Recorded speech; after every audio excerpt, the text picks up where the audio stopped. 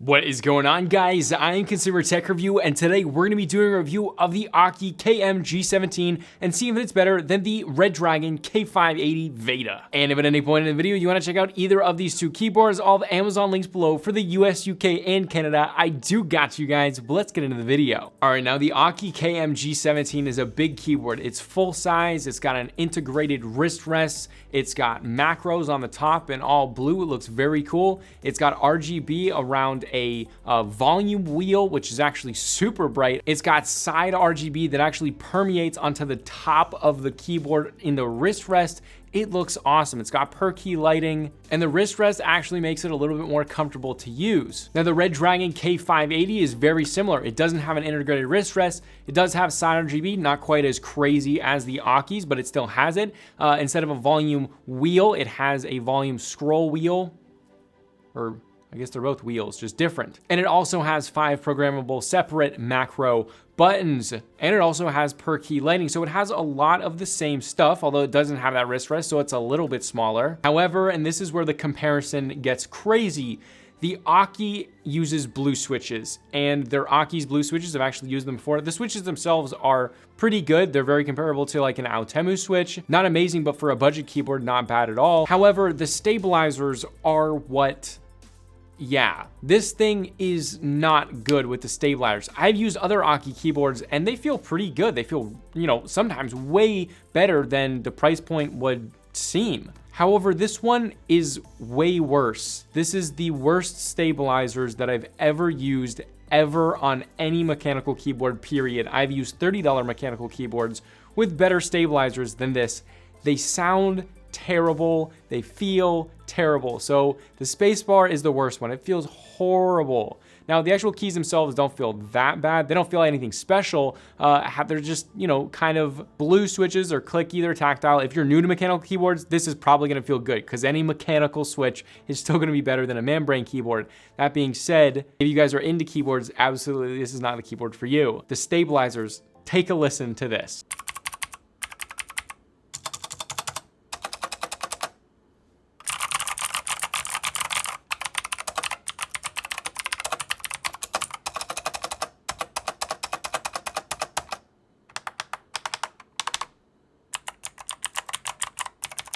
And that's what it sounds like. So now the actual build quality is pretty freaking good actually for the price. It's got a metal deck on top. It's got the wrist rest is plastic and the top part with the macros is plastic, but the scroll wheel is full metal. So the build quality is actually not bad. The stabilizers are like the biggest part. Like if the stabilizers were better, this would be a whole nother story. Now let's compare that with the Redragon. Now the Redragon's typing experience is fantastic. Now the K580 Veda uses Aotemu blue switches. They feel good. The stabilizers are much more refined. It feels like a premium typing experience at this price point for a full-size keyboard with all of the macros and everything else, the goodies that you get. And the K580 was like one of my favorite, if not my favorite Redragon keyboard that they've ever made. The typing experience on the K580 is light years. It's in a whole nother realm than the Aukey. The stabilizers feel good.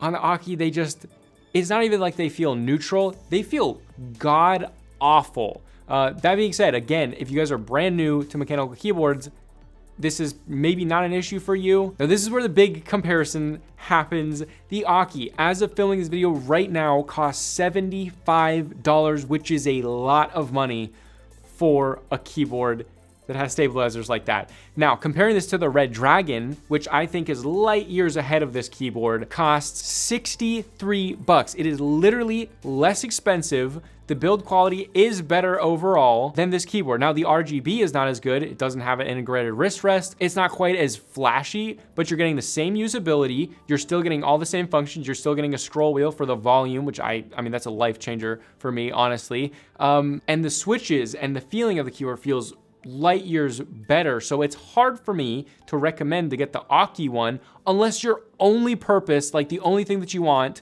or the thing that you prioritize is the flashiness and RGB, because obviously the Aukey, it looks cool. I mean, it's obviously not a like custom mechanical keyboard type keyboard.